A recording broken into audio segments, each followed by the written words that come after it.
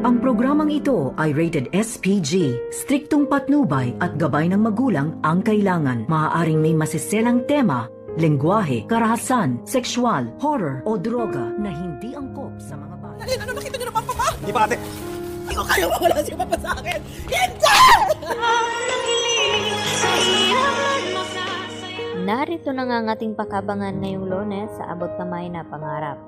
Hindi pa rin tumitigil at sumusuko itong si RJ at Annalyn sa paghahanap nga dito ni Don Pepe.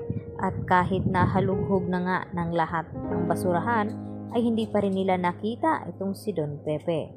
At dahil naalala dito ni Annalyn ang kanyang nakabangga na si Balahadya, dito nga tumatak sa kanyang isipan na may nakita nga siyang bitbit na basura. At dito naman na sinabi ni RJ na ang pinaglagyan niya ng pera ay trash bag at doon niya inilagay sa basurahan. At dito nga naalala ni Annalyn na yung kanyang nakabangga, yun nga ang kidnappers na yon.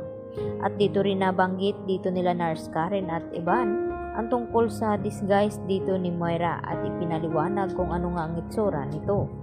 At hindi pa rin sila tumitigil sa kakahanap hanggang sa nakita din dito ni Regan na ang mukha dito ni Moira na nagbalagayo na nagdisguise nga ito, kaya walang duda na iisipin nila ni Annalyn na naisahan nga sila dito ni Moira at magkasabwat itong si Balahadya at tungang si Moira na kunin nga ang pera at hindi totoo na inilagay nga nila itong si Don Pepe sa loob ng basurahan. Hanggang sa dumating itong si Giselle at nagtanong dito kina Annalyn at RJ kung nakita na ba daw ang papa, at ang sagot naman ni RJ na hindi pa rin, hanggang sa umiyak ng husto itong si Giselle at hanggang sa hindi niya nakayanan ay nahimatay ito. At awang-awa naman itong si Annalyn dito sa kanyang tita Giselle. Samantala, agad na tinawagan ni Moira itong si Zoe upang bantayan na mabuti itong si Don Pepe na hindi makatakas. At kung magtangka man itong tatakas, huwag mag-atubili itong si Zoe na paslangin ito at barilin. Subalit sinabi ni Zoe kay Moira na hindi siya kagaya nito na handang pumatay ng tao. At dito nga nagkamalay itong si Don Pepe at nakita niya itong si Zoe na may hawak na baril.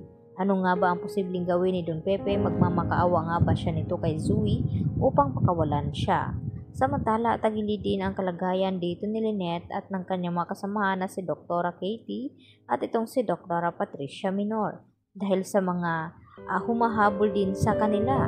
Sa dumukot nga din dito kay Lynette at tinatakot pa ito na babalikan itong si Annalyn at tapusin dahil nagtangka nga tumakas itong si Lynette, subalit hindi nga nagtagumpay hanggang sa tinawagan ni Dr. Enriquez itong si Carlos kung nasaan sila naroon at kung saan ang location na hinahanap nga itong si Lynette dahil nasa critical din ang sitwasyon na ito dahil hindi nga ito titigilan ng mga tao ni Balahadya hanggang hindi ito mapaslang dahil namukhaan na nga ni Lynette ang mukha nito.